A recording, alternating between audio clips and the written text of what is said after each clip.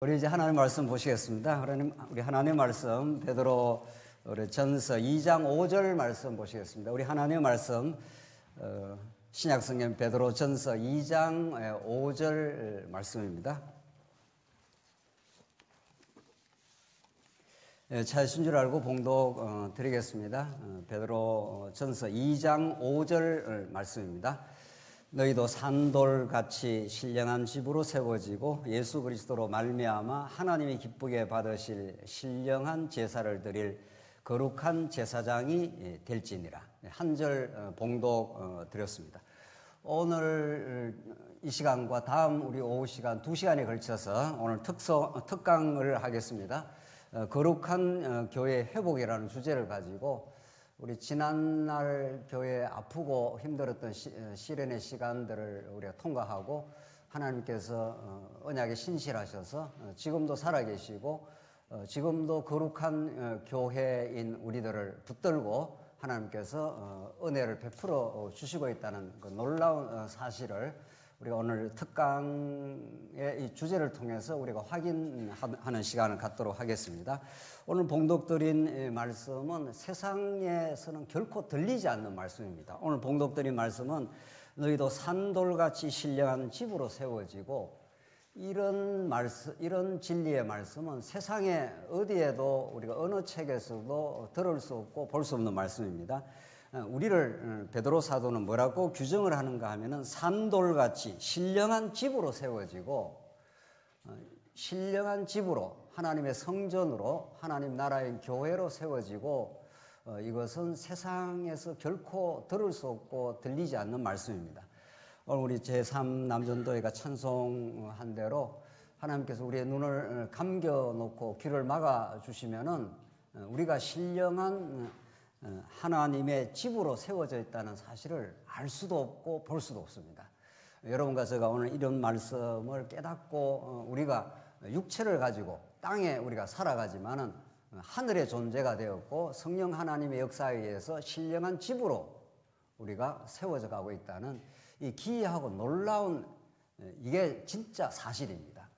세상 사람들이 팩트를 중시하고 사실이 무엇이냐를 따지지만 진짜 사실이 뭐냐? 진짜 사실은 하나님이 우리를 통치하신다는 사실, 여러분과 제 삶의 역경과 어떤 고난이 와도 그것이 하나님의 사랑이라는 사실, 이게 진짜 사실입니다. 그것을 우리는 진리의 말씀을 듣지 못하면 그러한 진리가 우리는 과거에 들리지 않았고 우리는 볼 수 없었습니다. 산돌같이 신령한 집으로 세워지고 예수 그리스도로 말미암아 하나님이 기쁘게 받으신 신령한 제사를 드릴 거룩한 제사장이 될지니라. 여러분과 저를 하나님 앞으로 당당히 나아갈 수 있는 거룩한 제사장이라. 이건 어떤 세상의 가르침도 우리에게 부여해 주지 않습니다. 오늘 복음의 영원한 진리만이 여러분과 저를 거룩한 제사장의 나라로, 오늘 여러분과 저를 이 거룩한 하나님의 교회의 거룩한 멤버로 우리를 부르셨습니다. 이런 교회로 부르신 이 교회는 이 광야 같은 세상을 통과하면서 때로는 어려움을 겪기도 하고 때로는 좌초하기도 하고 심지어는 난파 직전까지 몰려가는 그런 풍랑 속에 살기도 합니다. 그러나 하나님께서 예수 그리스도가 우리의 사공이 되셔서 끝끝내 우리를 지켜주시고 우리를 마침내 포구까지 우리 하나님의 나라 영원한 새하늘과 새 땅까지 인도해 가실 것입니다. 오늘 우리는 소중한 질문을 먼저 던지도록 하겠습니다. 하나님께서 지난 세월도 하나님께서 우리 교회를 세우시고 또 인도해 오시고 풍랑을 겪게도 하셨지만 하나님께서 어떻게 지켜오셨는가 하는 그 여정들을, 그 은혜의 섭리를, 그 하나님의 신실하신 손길을 우리가 기억하면서 우리 교회 시련 이후에 우리는 어떤 회복의 여정을 가고 있는가? 진정한 교회의 회복은 무엇인가? 무엇을 하나님께서 우리는 지난 세월 돌아보게 하시는가? 하나님께서는 우리를 어디로 가게 하시는가? 이것은 우리가 피할 수 없는, 우리가 반드시 직면해야 될 소중한 질문들입니다. 제가 여러분 교환에 있는 걸 그대로 한번 천천히 또박또박 한번 읽어보겠습니다.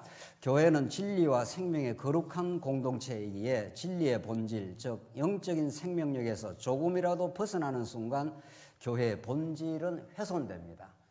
교회처럼 거룩하고 단단한 조직도 없지만은 또 교회처럼 때로는 쉽게 어려움을 겪을 수도 있습니다. 그것은 다른 데 있지 않습니다. 어떤 문제에 있지 않습니다. 진리의 순수한 본질에서 우리가 빗나가거나 그 본질을 떠나가거나 그렇게 할 때 이제 교회는 어려울 수 있습니다. 과거에서 배우지 않으면 우리는 다시 과거를 반복하게 됩니다. 하나님께서 우리 인생과 우리 교회, 여러분과 제 삶 전체를 통해서 무언가를 겪어왔는데 그 겪어왔던 것들은 하나님을 배우게 하고 우리 자신을 돌아보게 하는 소중한 자산들입니다. 여러분과 제가 겪어왔던 때로는 말할 수 없이 부끄러웠던 과거, 힘들었던 시간들, 어떤 것도 하나님의 주권적 통치에서 벗어난 게 없습니다. 그 말은 어떤 경험을 했어도 그 속에 하나님의 뜻이 배어 있고 거기에 복음을 배울 수 있는 단서들, 여러 가지 사인들이 늘 들어있다는 뜻입니다. 과거에서 배우지 않으면 우리는 또 다시 과거를 반복하게 되는 어리석음을 범하게 됩니다. 하나님께서 오늘 우리에게 주어진 시간 복음에 근거해서 우리가 하나하나 우리가 정리를 해 보도록 하겠습니다. 이제 둘째, 복음의 원리에 대한 이제 성찰을 우리 잠시 하고 우리가 한 6가지 대목을 통해서 우리 교회가 전진해 가야 될 방향, 중요한 내용들을 우리 과제들을 우리가 한번 점검해 보도록 하겠습니다. 최근 우리 지난 날까지 우리에게 전승된 언약 성취라는 아주 소중한, 너무도 중요한 관점을 우리는 소중히 받아들이고 있습니다. 그럼에도 불구하고 하나님께서 우리에게 자꾸 열어주시고 더 풍요하게 깨닫게 하시고, 전에는 이제 골격과 뼈대가 잘 정리가 되어 있다면은 이제 근육이 붙고 보다 살이 붙어 나가는, 보다 더 하나님께서 열어주시면은 더 보완된 우리 깨달음을 얻기를 우리는 바라는 겁니다. 그런 의미에서 복음과 신학은 매우 긴밀한 상관관계를 가지고 있습니다. 복음 했을 때, 여기서 복음이라는 우리가 사용하는 말은 다른 말로 말하면 말씀 그 자체입니다. 또 다른 말로 말하면 성경 그 자체입니다. 그것은 절대 불변의 진리입니다. 거기에 대해서 토를 달 수가 없습니다. 그 하나님의 창세기부터 계시록까지 우리는 복음이라 하기도 하고 말씀 그 자체라 하기도 하고 또 다른 말로 진리라 이렇게 말하는 거죠. 맥락에 따라서 약간 이제 달리 쓸 뿐이지 원칙적으로 원리적으로 의미는 동일합니다. 이제 복음이라 했을 때는 그것은 우리가 이렇게 고안해 내거나 우리 편에서 무엇을 만들어낼 수가 없습니다. 하나님이 영원히 살아계시고 그분이 우리에게 계시해 주신 말씀입니다. 그러니까 영원하시고 완벽하신 하나님이 당신을 드러냈기 때문에 완전합니다. 거기에 대해서 우리는 이론의 여지가 없습니다. 그러나 이제 2000년 역사를 통해서 이제 그 복음 그 자체를 깨달아가는 여정들이 있어 왔습니다. 초대교회가 있었고, 중세의 암흑기가 있었고, 16세기 종교개혁이라고 하는 혁혁한 하나님의 과거 역사가 있었습니다. 하나님께서 그 시대마다 하나님께서 종들을 사용해서 성경 그 자체 혹은 복음 그 자체를 깨닫게 하는 역사를 하신 겁니다. 아주 쉽게 말하면 16세기 종교개혁의 루터나 칼빈, 주잉글리 이런 우리가 너무도 귀에 익숙해서 잘 아는 그런 종교 개혁자들을 하나님이 사용하신 거죠. 그들이 뭐 대단하거나 그들이 위대해서 진리를 깨닫는 게 아니라 오히려 그들은 방황했고 그들은 로만 카톨릭의 어두운 질곡 속에서 영혼의 갈증을 많이 가지고 있다가 하나님께서 그들의 눈을 열어주시고 길을 열어주신 거죠. 그래서 루터가 벌떡 일어선 거죠. 행위로 의롭다함을 받는 게 아니라 우리는 예수 그리스도를 믿음으로만 의롭다함을 받는다. 이런 그 놀라운 진리를 이제 깨닫게 됩니다. 그렇게 해서 신학이라는 것이 이제 형성되고 신학이 그 후대 시대에 이제 자꾸 이렇게 전승이 돼 가는 겁니다. 이른바 우리가 종교개혁 신학 혹은 개혁 신학이라고 하는 것이 16세기에 드러났고 그것이 17세기, 18세기, 19세기 이렇게 자꾸 이제 개성되어 오면서 이제 구라파에서 시작된 우리 프로테스탄트 종교개혁이 구라파 일대 또 북미 그리고 우리 한국 땅으로 이렇게 들어온 겁니다. 20세기 말에 하나님께서 언약 성취사라고 하는 이제 성경 전체를 좀 아우르는 신학이 출현을 한 겁니다. 이제 하나님께서 우리에게 주신 거죠. 참으로 소중한 진리인 거고 또 그것을 우리가 더 발전적으로 개성할 이유가 있습니다. 그러나 이런 거죠.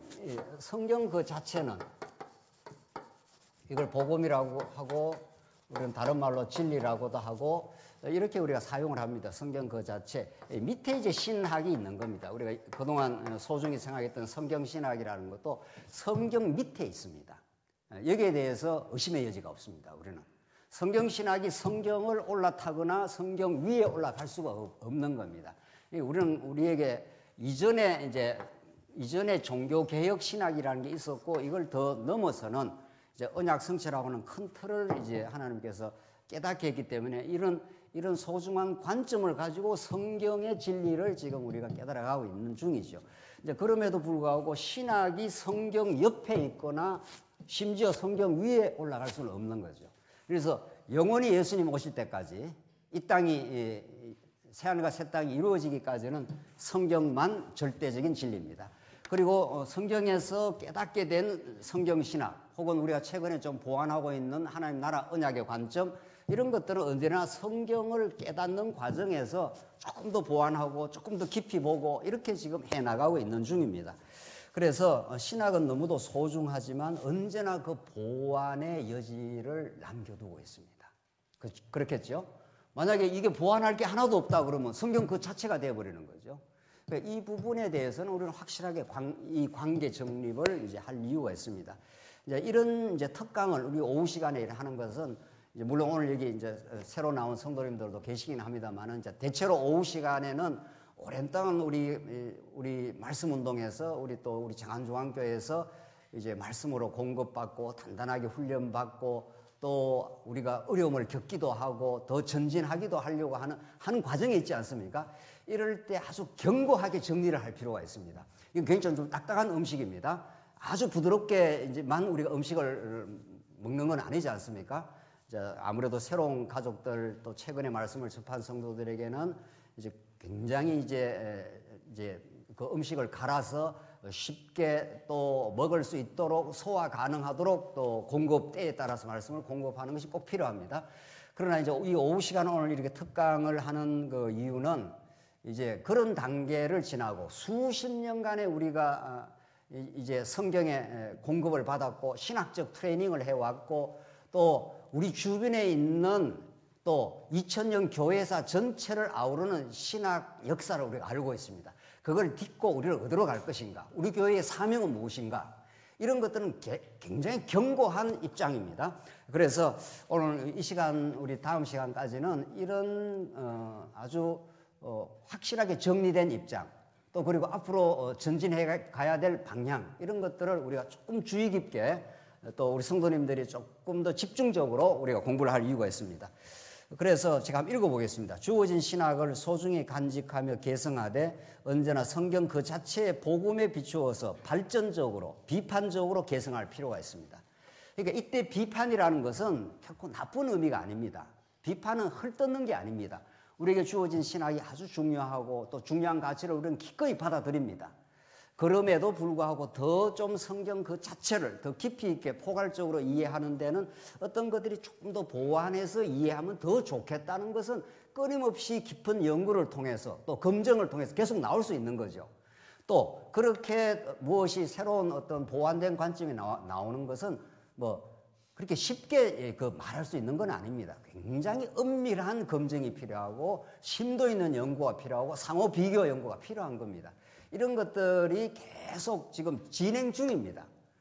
성도님들도 여기에 관심을 가지고 계실 이유가 있고 또 강론을 통해서 들을 때도 지금까지 견고하게 말씀을 들어왔기 때문에 성도님들이 무엇이 더 보완되고 있는지 무엇이 더 전진하고 있는지를 예민하고 또 진지하고 또 성도님들도 그 작업에 동참할 이유가 있는 겁니다. 물론 전문적으로 또 김기웅 목사처럼 이렇게 전문적으로 막 신학적으로 연구하는 건 아닐지라도 오히려 성도님들이 더 순수할 수가 있습니다. 저는 언제나 이 진리는 교회 안에서 검증이 된다고 봅니다. 성도님들은 신학적으로 전문적으로 연구는 하지 않아도 말씀을 들을 수 있는 귀를 가지고 있습니다. 그게 하나님 주신 여러분들의 특권입니다. 이 말씀을 들어보면은 마음에 참된 평화와 우리 성도들에게 유익이 되겠다. 이런 것들이 특별히 우리 장로님들, 특별히 우리 권사님들이, 우리 교회 지도자들은 거기에 귀가 열려 있을 이유가 있고 예민할 이유가 있습니다. 강단에서 아무렇게나 증거하는데 아멘 아멘 하면은 교회가 망하는 거죠. 그렇지 않습니까? 강단에서 아무렇게나 이야기하는데도 뭐 괜찮아, 이렇게 될 수는 없는 겁니다. 강단에서 말씀을 전하는 사람도 굉장히 진지하고 심도 있게 연구하고 정말 성경이 그러한지, 정말 이렇게 증거해도 되는 건지 끊임없이 검증하고 나옵니다. 저도 그렇고 우리 조 목사님도 그렇고 우리 지난주에 우리 이덕수 목사님도 그렇고 이 강단에 선다는 게 그렇게 호락호락하지 않습니다. 아무렇게나 생각나는 대로 증거하지 않습니다. 교환을 만들 때도 성경을 볼 때도 앞뒤를 재고 앞뒤가 맞는지, 이게 정말 이렇게 보면은 성경을 제대로 깨달아 가는 건지 끊임없이 연구하고, 어제도 우리 부교육자들하고 같이 차 한잔 하면서 무슨 연구를 하고 있나, 지금 뭐가 지금 연구의 주제인가, 어떤 걸 더 깊이 연구하기를 원하는가, 이런 것들을 만날 때마다 끊임없이 그걸 토론하고 끊임없이 그걸 나눕니다. 그러니까 물밑에서 계속 지금 지속적 작업이 이루어지고 그것이 어느 정도 정리가 되고 또 정리된 것이 강단에서 이렇게 선포가 되는 것입니다. 그래서 우리 성도님들이 우리 함께 진리를 지켜가고 그 진리를 지켜간다는 게 여러분과 저의 영혼을 지키는 일입니다. 이것은 앞에 강단에서 선 사람만의 과제나 사명이 아니라 우리 전 성도가 이 일에 동참을 하고 올바르게 진리가 전거되기를, 그리고 그것이 우리 성도들에게 참 양식이 되기를, 또 그리고 조금이라도 더 보완되는 길이 무엇인지를, 이 모든 것들이 공동체적 작업입니다. 그래서 오늘 여러분과 제가 나누고자 하는 이런 작업, 또 앞으로 진행돼야 될 작업은 그렇게 호락호락하지만은 않고, 그러나 성령 하나님께서 인도함을 따라서 우리가 가게 될 때 우리는 우리 장안조항교회라는 우리 작은 지역교회 안에서의 사명이라고 그렇게 느껴지지 않습니다. 우리는 이미 오래전부터 우리 성경신학이라는 것이 하나님께서 이 시대에 주신 놀라운 선물이라고 우리를 믿고 있고, 그것이 더 보완 가능성이 있다면, 더 풍요하게 설명이 될 수 있다면, 이것은 우리의 지경을 넘어서 우리 장안조항교회 안에서 적용되는 말씀이 아니라 이것이 우리 국내에도 혹은 해외에도 어디라도 이게 보편적으로 만약 적용될 수 있는 말씀이라면은 우리 장안조항교회는 너무도 참 복된 사명을 가지고 있는 거죠. 이것은 분명합니다. 그래서 우리가 앞으로 전진해 가야 될 그 과제들을 이제 살펴보기 전에 2-3에 오직 복음 진리의 힘만을 의지하며 이렇게 되어 있는데, 고린도후서 13장 8절을 한번 읽어보겠습니다. 고린도후서 13장 8절입니다. 교환에도 있고 앞에 스크린 보시면 되겠습니다. 우리는 진리를 거슬러 아무것도 할 수 없고 오직 진리를 위할 뿐이니 우리가 약할 때에 너희가 강한 것을 기뻐하고 또 이것을 위하여 구하니 곧 너희가 온전하게 되는 것이라. 이게 고린도 전후서를 마무리 지으면서 사도 바울이 결론적으로 우리에게 정리해 주는 말씀입니다. 이 한 말씀 한 말씀이 이 금쪽 같은 말씀입니다. 정말 한 말씀 한 말씀이, 바울이 고린도 교회의 분쟁과 갈등을 바라보면서 다시 복음을 전해줬지 않습니까? 십자가의 도는, 부활의 진리는, 이러면서 고린도 전서를 이제 말씀을 하면서 이 고린도 후서에서 마지막 이 말씀을 하고 있는데, 우리는 진리를 거슬러 아무것도 할 수 없고 진리의 정신에 배치된다면 우리는 어떤 것도 우리에게 유익이 되지 않고 교회를 세울 수가 없다, 이런 뜻입니다. 오직 진리를 위할 뿐이니, 그러니까 진리가 모든 것을 쥐고 우리를 끌고 갑니다. 진리 대신 예수 그리스도가 우리의 머리가 되셨기 때문에 우리 교회의 머리는 예수 그리스도라, 진리의 정신만이 우리를 자유하게 하고 참된 평안을 주고 진리만이 우리를 이 거친 세상을 힘차게 밀어나가는 예수 그리스도가 우리의 사공이시라 하는 말이 그런 뜻입니다. 그래서 우리가 약할 때에 너희가 강한 것을 기뻐하고, 이건 또 무슨 말입니까? 성경은 한 귀절이 그냥 스쳐 지나갈 수가 없습니다. 갑자기 진리를 이야기하다가 우리가 약할 때에 너희가 강한 것을 기뻐하고, 이게 기독교 십자가의 도입니다. 다른 진리에서는 이런 말씀이 없습니다. 다른 진리에서는 진리를 증거하자, 진리가 최고다 뭐 이렇게 말하지만 기독교도 진리가 최고라고 말하지만은 오늘 본문의 말씀, 우리는 진리를 거슬러 아무것도 할 수 없다. 그리고 그렇게 놓고 사도 바울이 우리가 약할 때 너희가 강한 것을 기뻐하고, 이게 십자가의 도를 통과한 진리다 이런 뜻입니다.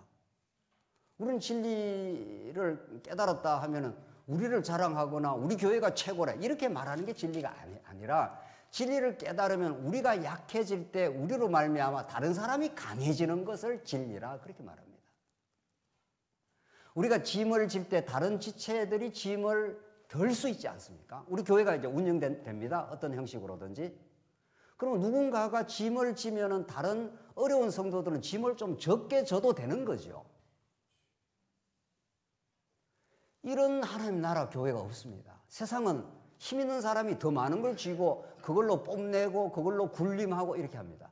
그러나 교회는 진리를 우리는 거슬러 어떤 것도 할 수 없는데, 진리를 따라간다는 것은, 진리 정신을 따라가는 사람은 자기가 짐을 지는 사람입니다. 자기가 약해지는 사람입니다. 그러므로 다른 사람이 자유를 얻고 다른 사람이 짐을 덜게 하는 일입니다. 이게 정확하게 십자가의 도입니다. 예수님이 우리를 대신해서 힘 많으신 예수님이 우리의 십자가를 지심으로 여러분과 저의 모든 죄를 용서하시고 우리에게 그 무거운 죄악의 짐을 덜어주신 겁니다. 그 십자가의 도를 따라가는 우리 교회는 그 길을 가게 될 것입니다. 그래서 우리가 약할 때 너희가 강한 것을 기뻐하고, 사도 바울은 고린도 교회가 참으로 성장하길 바랬습니다. 아직 성숙하지 않았던 고린도 교회를 향해서 이런 결론을 주고 있는 겁니다. 자, 이제 이런 우리가 복음 진리를 따라가는 교회인데, 우리는 이제 한 6가지로 교회 안에 복음이 실현되는 과제들을 시간이 허락하는 대로 우리가 오늘 정리해 보겠습니다. 첫 번째, 진리 안에 자유의 문제입니다.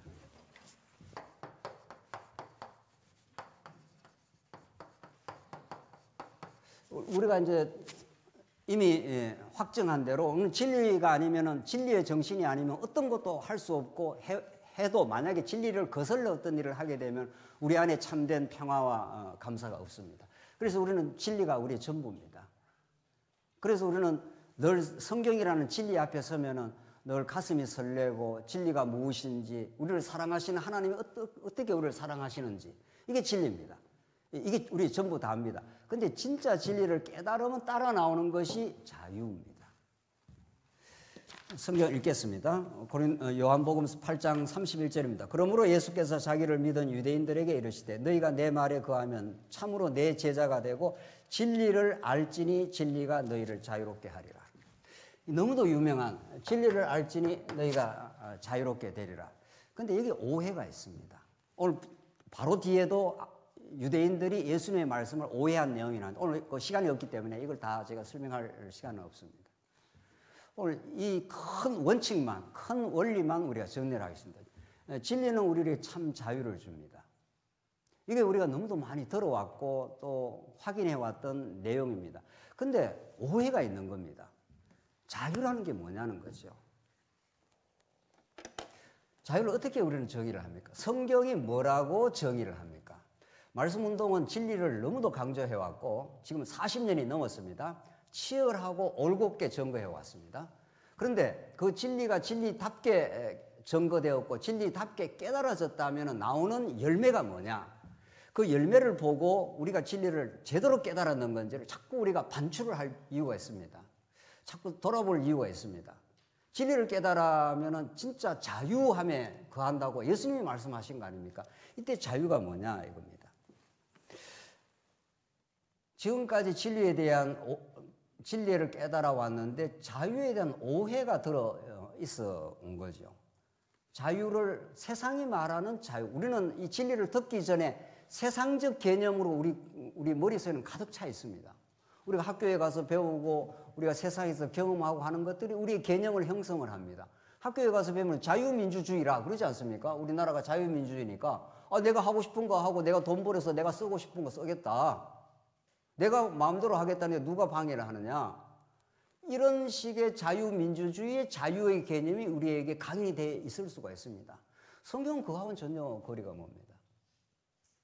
성경이 말하는 자유는 아무것도 우리 뜻대로 안 하는 겁니다. 그냥 아주 쉽게 말해버리면은 모든 것을 그리스도의 통치에 매이는 겁니다. 그런데 세상에서 말하는 자유와 성경이 말하는 자유는 달라도 조금 다른 게 아니라 극과 극으로 다릅니다. 그럼 그게 뭐 자유냐? 뭐 하나님 뜻대로 모든 걸 그게 매여서 살면 그게 뭐 자유냐? 이렇게 말할지 모르지만은 그게 우리 오늘 제3 남전도에서 찬송한 대로 만약 그렇게 생각하면 그게 아직은 진리가 안 들리는 겁니다. 진리가 들리는 사람은 내 뜻대로 아무것도 안 되고 하나님 뜻대로 된다라고 믿는 게 진리를 깨닫는 겁니다. 하나님 뜻대로 왔습니다. 앞으로도 하나님이 계획대로 갈 것입니다. 그 계획이 하나님께서 우리를 사랑하신 이유였습니다. 그 사랑을 깨닫고 그분에게 모든 걸 의지하는 겁니다. 그분에게 모든 걸 맡기는 겁니다. 내 뜻대로 이제 하지 않겠습니다. 이런 뜻입니다. 그래서 이 진리를 정통으로 깨닫지 않으면 이 자유가 이제 방종으로 흐를 수가 있습니다.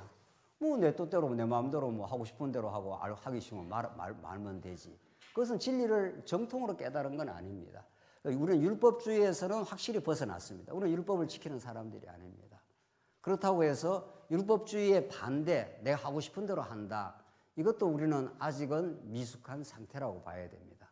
그러면 율법주의도 아니고 방종주의도 아닌 이 정도를, 이 중도의 길을 가는 것을 성경은 이렇게 정을 하고 있습니다.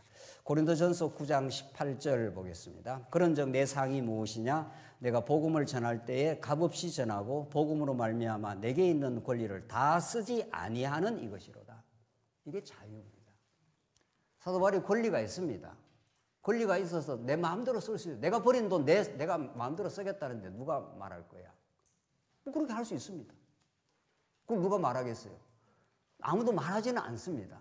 하나님이 우리에게 개입하고 들어옵니다.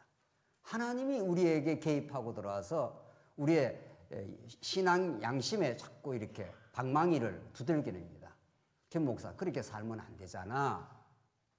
네가 가지고 있는 권리를 네 마음대로 누리면 그러면 다른 사람은 어떻게 되지? 이렇게 자꾸 우리에게 진리의 깨달음을 주십니다. 내가 있는 권리를 다 쓰지 아니하는 이것이로다. 내가 모든 사람에게 자유로우나. 사도 바울은 모든 사람에게 자유롭습니다. 스스로 모든 사람에게 종이 된 것은 더 많은 사람을 얻고자 함이라. 이게 사랑의 종의 길을 가는 것입니다. 내 마음대로 할 수도 있고 내 마음대로 교회에 나올 수도 있고 안 나올 수도 있고 연보할 수도 있고 안 할 수도 있습니다. 그걸 누가 하라 말라 하겠습니까? 그렇지 않습니까? 그러나 내가 모든 사람에게 자유로나 스스로 모든 사람에게 종이 됩니다. 교회에서 일꾼이 된다는 거, 교회에서 짐을 진다는 거, 교회에서 성숙의 길을 간다는 것은 내 마음대로 하겠다는 사람이 아니라 내가 다른 사람의 종이 되어서 다른 사람의 짐을 지고 그 거룩한 길을 가는 사람들입니다. 그것이 얼마나 참된 자유인지 모릅니다. 그것이 얼마나 성숙의 길이고 거룩의 길인지 모릅니다. 우리는 이 자유를 누리길 바라는 겁니다.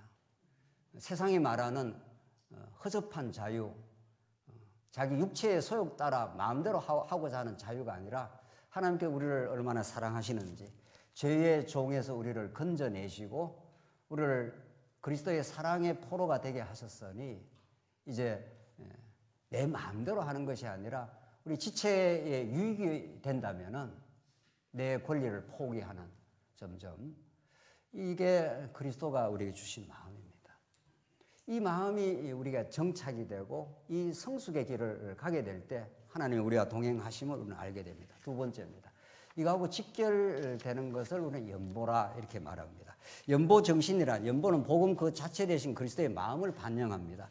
다시 말해 연보는 하나님 나라의 실현의 원리인 십자가라는 복음의 내용을 반영하는 신앙생활의 핵심입니다. 고린도후서 8장 9절을 읽겠습니다. 우리 주 예수 그리스도의 은혜를 너희가 알거니와 부요하신 이로써 너희를 위하여 가난하게 되심은 그의 가난함으로 말미암아 너희를 부요하게 하려 하심이라. 이때 가난, 부요는 경제적 개념이 아닌 걸 알고 있죠. 지금 사도 바울이 무슨 경제적 개념을 말하고 있지 않습니까? 예수님이 무슨 경제적으로 가난하다고 하셔서 우리를 경제적으로 부유하게 한다 이런 말씀은 아니지 않습니까? 그러니까 연보라는 것은 드러나기는 물질로 드러나지만은 거기에 담겨 있는 복음적 의미는 너무도 깊고 깊습니다. 또 물질뿐만 아니라 물질을 포함한 우리 삶 전체가 연보입니다. 예수를 믿는다는 것은. 그러니까 우리는 과거에는 연보적 삶이 아니라 내 유익적 삶인 거죠. 내가 능력이 있어, 내가 많이 부려서 내 뜻대로 내 이름을 드러내는데 쓰겠다. 생색 나는데 내가 쓰겠다. 그게 우리 과거의 육체에 속한 우리 옛사람의 삶의 방식이었습니다. 그러나 예수께 사로잡히고 예수 안에 우리가 살아가는 우리 지체는 우리에게 주신 모든 것이 하나님의 놀라운 은혜입니다. 그래서 사도 바울이 오늘 표현하기를 우리 주 예수 그리스도의 은혜를 너희가 알거니와 부유하신 이로서 너희를 위해서 가난하게 되십니다. 예수님이 너무도 부유하신 분입니다. 영원하시고 완전하신 그분이 우리를 위해서 가난하게 되시면, 비천하게 되시면, 낮아지시면, 십자가에 죽기까지 순종하시면 여러분과 저를 부유하게 하려고 예수 그리스도 안에서 풍요한 은혜의 복을 누리게 하시려고, 그게 연보의 원리입니다. 그래서 십자가의 도를 깊이 깨달아가는, 그래서 하나님의 사랑을 깊이 깨달아가는 사람에게 나오는 너무도 아름다운 나눔의 삶입니다. 연보는. 그래서 그 연보를 하면 할수록 우리는 더 행복해집니다. 4페이지 보시면은 회비와 연보의 차이를 우리는 정리해 보도록 하겠습니다. 회비는 세상 나라에서 일률적이고 의무적 사항입니다. 우리 교회 속회에서도 회비라는 용어를 쓰긴 합니다만 엄밀하게는 연보로서의 회비로 봐야 됩니다. 왜냐하면 교회의 모든 것은 연보적 의미를 갖고 있기 때문입니다. 만약에 회비라고 세상에서 이제 동호인 무슨 모임에 가면 동창회 가면 회비를 내지 않습니까? 회비를 내면 어떻게 되죠? 회비를 낸 사람과 안 낸 사람의 그 구별이 생깁니까? 안 생깁니까? 반드시 생깁니다. 회비를 낸 사람은 정회원이 되어가지고 그 회의의 주체적 권리를 발휘를 합니다. 회장도 될 수 있고 뭐도 될 수 있고 이렇게 회비를 냈기 때문에. 그렇죠? 그러니까 인간 주체의 권리가 작동을 하는 겁니다. 회비 개념을 내게 되면은. 그래서 우리 옛날에 뭐 자치회비도 있었고 운영회비도 있었고 무슨 재단회비도 있었지 않습니까? 이게 교회 안에 쑥 들어온 겁니다. 그래서 우리가 그걸 다 하나하나 정리를 했지 않습니까? 하나님께서 참 정말 놀랍게 하나님께서 저는 회복했다고 보여집니다. 하나하나. 그거 아니다. 정말. 자치회비를 내면 우리가 우리 쓴 것만큼 낸다. 그렇지 않습니다. 교회는 그러면 이게 교회가 세상 집단이 되어버립니다. 하나님께서 은혜를 베풀어 주시면 우리가 쓴 게 10을 쓴다면은 또 연보를 그 힘이 있는 사람은 20을 낼 수도 있고 30을 낼 수도 있고 그러면 자발적으로 연보로 하는 겁니다. 어려운 성도는 10을 내기 어려운 성도는 안 내고도 교회 다닐 수 있어야 합니다. 또 한 5만큼만 내도 충분하고 만족합니다. 왜냐하면 그리스도께서 그렇게 하셨기 때문에. 그걸 우리가 평가하거나 판단하거나 정죄할 이유가 없습니다. 아무도 그렇게 할 권한이 없습니다. 우리는. 하나님께서 주신 믿음을 따라서 그렇게 하는 것 뿐입니다. 그 모든 것들을 하나님께서 조화를 이루어 가십니다. 그 멋들어진 하나님의 조화를 하나님이 이루어 가십니다. 이것을 우리 교회 생활에서 누릴 때 우리는 새하늘과 새 땅에서 천국 가면은 한 몸이 되면 얼마나 좋을까 하는 걸 우리는 아는 겁니다. 또 우리가 짐지는 것이 내가 너를 위해서 하는 것도 아닙니다. 자 봅시다. 오른손이 왼손이 힘들었을 때 짐을 좀 져주면은 왼손이 좋습니까? 오른손이 좋습니까? 한번 물어봐야 됩니다. 이거는. 예? 자기 몸이 자기한테 한 겁니다. 그러니까 내가 너를 위해서 한 것도 아니고 오른쪽 몸이 왼쪽 몸을 그냥 좀 붙들어 준 것뿐입니다. 그 자기가 자기한테 한 거예요. 그게 한 몸입니다. 우리가 진짜 한 몸이라면은 내가 너를 위해서 했다고 이렇게 말도 못 하는 겁니다. 그냥 내 몸에 대해서 한 겁니다. 그렇죠? 이 놀라운 비밀 말이죠. 그럼 우리가 따로따로가 아닙니다. 따로따로가 아닙니다. 우리가 한 몸이라는 말을 그렇게 많이 쓰고 들어왔지 않습니까? 한 몸이기 때문에 내가 다른 지체가 힘이 약해서 그 짐을 못 들면 내가 져주기 때문에 한 몸이 다 좋아지는 겁니다. 그래서 연보는 하나님 나라인 교회 안에서 성령의 통치 아래 이루어지는 영적 활동입니다. 아주 신령한 활동이고 이 연보는 하게 되면 될수록 권리 주장이 나오는 게 아니라 감사하고 찬양하게 됩니다. 내가 내 몸을 사랑하게 되었구나 이런 겁니다. 내가 내 몸을 참으로 돌보고 사랑하며 하나님이 우리를 사랑하신 것처럼 우리가 내 몸을 이렇게 사랑하며 살게 되는 세상 나라의 방식과는 전혀 다른 세상에서 우리 제3년 전도에 들리지 않고 보이지 않던 세계가 지금 보인 겁니다. 그 사람에게는.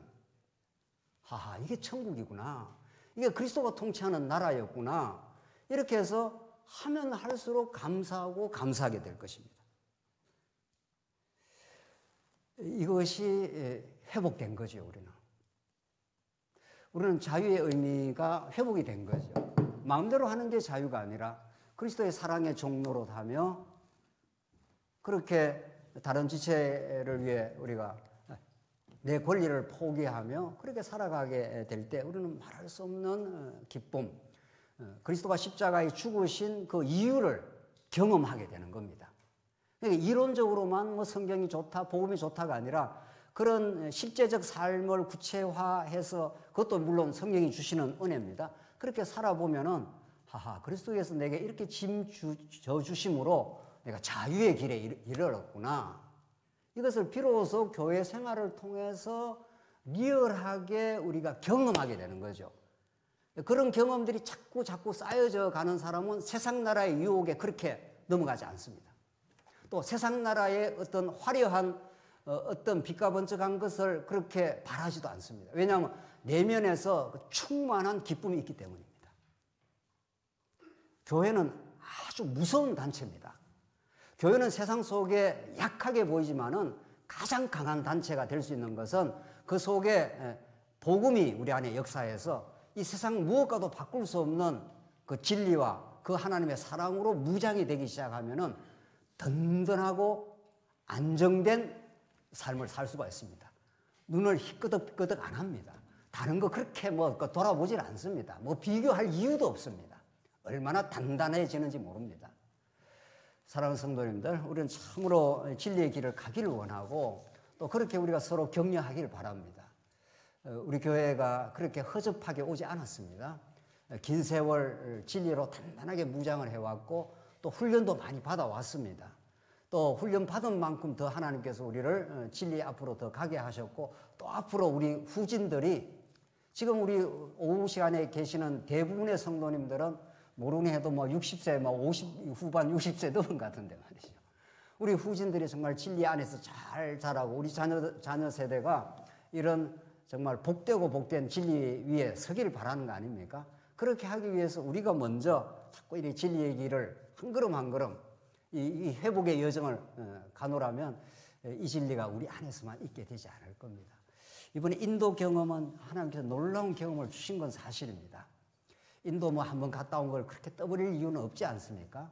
그러나 이번 인도 경험은 사실 제가 여러 차례 우리 교회에 제가 오기 전에도 이전 교회에서도 많은 선교 경험이 있었습니다. 여러 차례 수십 차례에 걸친 여러 나라의 선교 경험을 하면서 하나님께서 이렇게 역사를 하시는 거구나, 이렇게 해 가시겠구나 하는 감을 가지고는 있었는데 이번은 좀 특이했습니다. 이번은 엄청 좀 고생도 했습니다, 사실은.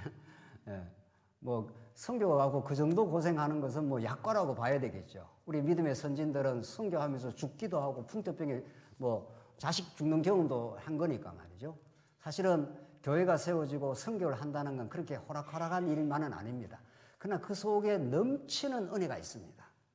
우리가 그 인도의 어려운 그 청년들의 눈망울을 우리는 잊을 수가 없습니다. 그 비좁고 답답하고 에어컨도 안 돌아가는 그 공간에서 God is good. 하나님은 선하시고 all the time. 언제나 좋으신 하나님이라. 이게 그들의 그 외침입니다.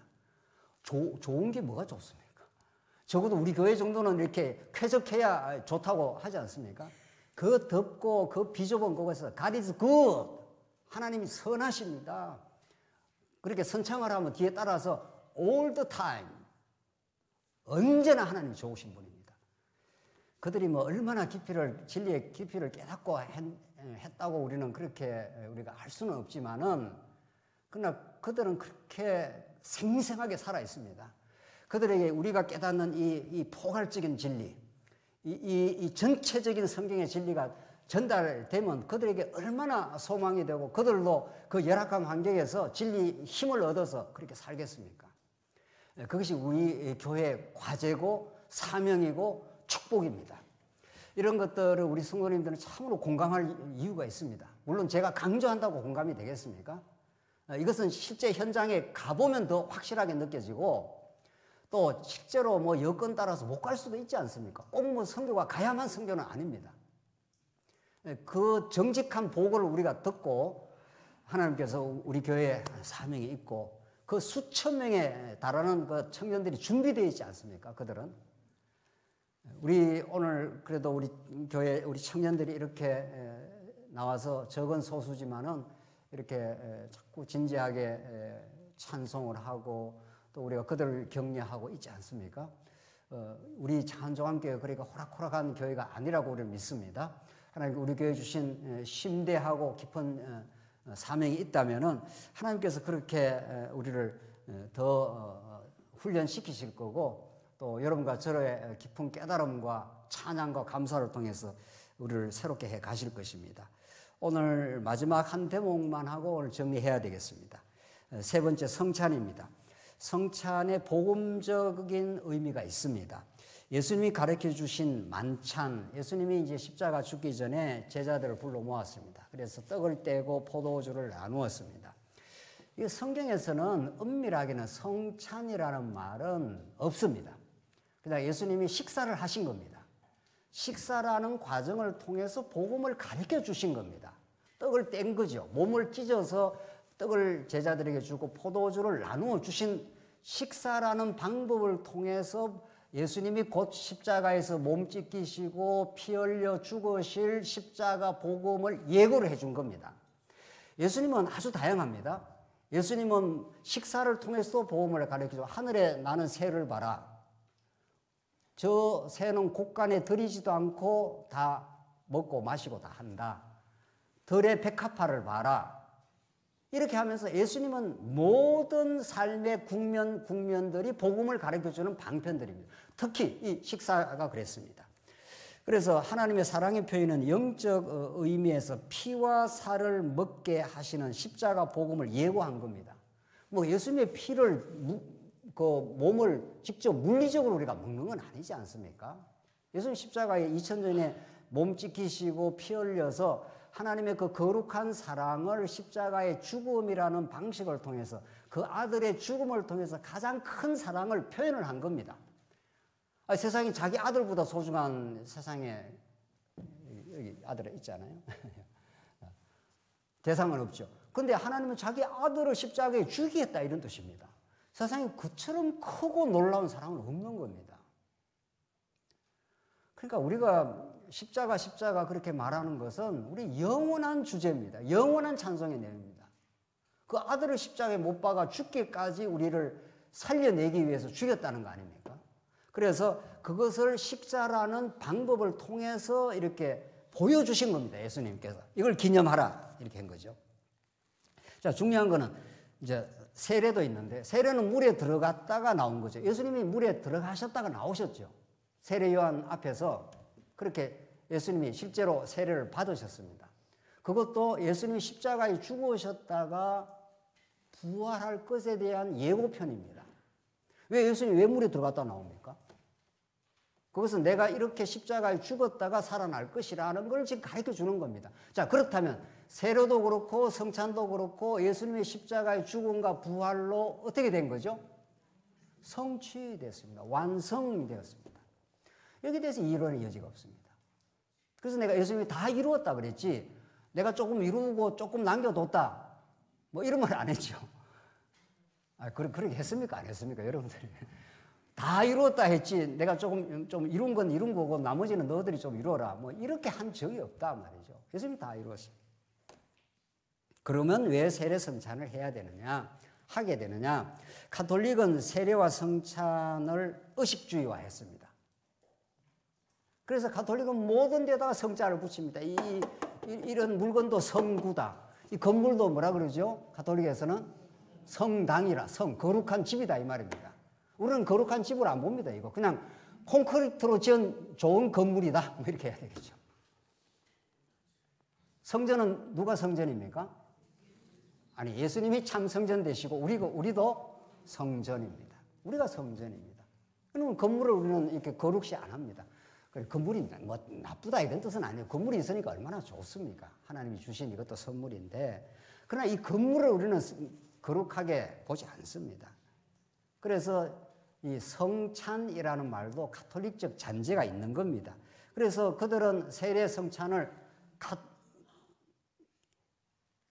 가톨릭의 신부의 권한으로 착복을 해버렸습니다. 그래서 성당에 가면은 성도들 한 사람 한 사람 나오면 이걸 이렇게 먹여줍니다. 신부가. 이거 안 먹으면 구원 없는 겁니다. 신부한테 세례 안 받으면 그 사람 어떻게 되는 거죠? 구원 없습니다. 그래서 가톨릭에서는 죽은 사람에게도 뒤에 세례 의식을 행합니다. 그래야 연옥에 가서라도 올라오게 된다. 이런 거짓이 어디 있습니까? 그러니까 세례 성찬이 예수님이 온전히 성취한 복음의 놀라운 사실인데, 그거를 가톨릭 신부가 이제 내가 주는 이 떡을 먹어야 이 떡이 예수님의 몸으로 변화한다. 화채설 그렇게 말합니다. 그런 거짓이 어디 있습니까? 그게 왜 변합니까? 그것은 복음을 증거하는 방편으로는 사용할 수 있죠. 예수님을 위해서 죽으시고 예수님 몸 지키시고, 그래서 우리에게 영원의 양식이 되어 주셨습니다. 라고 우리가 세례 성찬을 하면서 우리가 복음을 증거할 수 있습니다. 우리가 그동안 교회 어려운 시련을 겪고 또 코로나도 겪으면서 우리가 중단해 왔는데 여러 가지 검토는 있었습니다. 세례 성찬은 정리하겠습니다. 그리스도의 죽으심과 부활하심으로 온전히 성취된 건 사실입니다. 그래서 우리가 예수님 십자가 부활을 바라보면서 그분이 우리의 영원한 양식이, 그분의 사랑으로 그의 피 흘림으로 영원히 우리는 하나님 그리스도를 통해서 하나님의 사랑을 확증을 합니다. 그리고 여러분과 제가 우리 점심 때 같이 식사하면서 그 자리도 거룩한 예찬입니다. 우리가 음식을 먹으면서도 함께 그리스도의 양식을 우리가 먹고 사는 인생들입니다. 우리가 기도할 때 그래 하지 않습니까? 하나님 오늘 이 양식을 주셔서 감사합니다. 그러나 더 중요한 하늘 양식으로 먹는 우리 인생을 늘 기억하게 하시옵소서. 우리가 육신의 양식을 먹을 때마다 우리가 진짜 먹는 하늘 양식으로 먹는 우리 성도들입니다. 그러니까 세례 성찬이 목사가 꼭 의식적으로 하는 것만 세례 성찬이라고 하면 너무 좁은 시각인 거죠.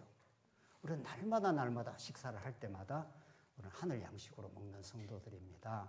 우리는 예수와 함께 죽고 함께 살아났습니다. 이것을 날마다 기억하고 날마다 우리가 깨달아가는 것. 그럼에도 불구하고 우리 개신교회는 복음의 원칙을, 우리 교회는 특별히 복음의 원칙을 확실하게 정리를 할 이유가 있습니다. 예수님 안에서 온전히 성취가 되었습니다.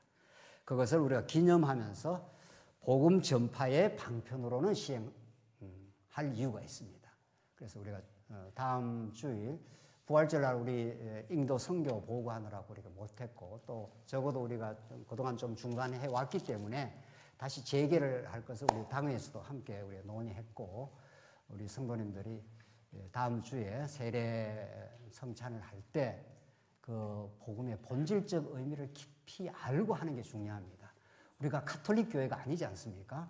신부가 먹여주면 구원이 있고 신부가 세례해야 구원이 있다고 하는 그런 거짓 진리를 우리는 따라갈 수가 없고, 예수 안에서 온전한 구원이 이루어졌고, 예수 안에서 우리는 부활의 몸의 새 생명을 입었고, 예수 안에서 영원한 양식을 우리가 날마다 먹고 삽니다. 그 복음 안에서 우리가 새롭고 정말 싱싱한 길을, 이 진리의 길을 간절히 가기를 간절히 바랍니다. 우리 다음 시간 남은 과제들을 살피면서 우리 교회가 어떻게 회복되어 갈지를 우리가 검토하겠습니다. 우리 다 같이 기도하겠습니다. 하나님 아버지 은혜를 감사합니다. 하나님께서 우리 교회에 베풀어 주신 은혜를 참으로 감사합니다. 이 시대에 얼마나 진리가 훼손되는 이 어려운 시대에 성경 전체를 아우르는 우리가 진리의 말씀을 주시고 우리가 조금이라도 더 진리를 풍요하게 깨닫기를 간절히 바랍니다. 우리 하나하나의 과제들을 우리가 대면할 때마다 우리 신앙을 잘 돌아보게 하시고 더 점검케 하시고 더 성숙의 길을 잘 걸어갈 수 있도록 하나님께서 우리와 함께해 주시옵소서. 예수님 이름으로 기도하옵나이다. 아멘.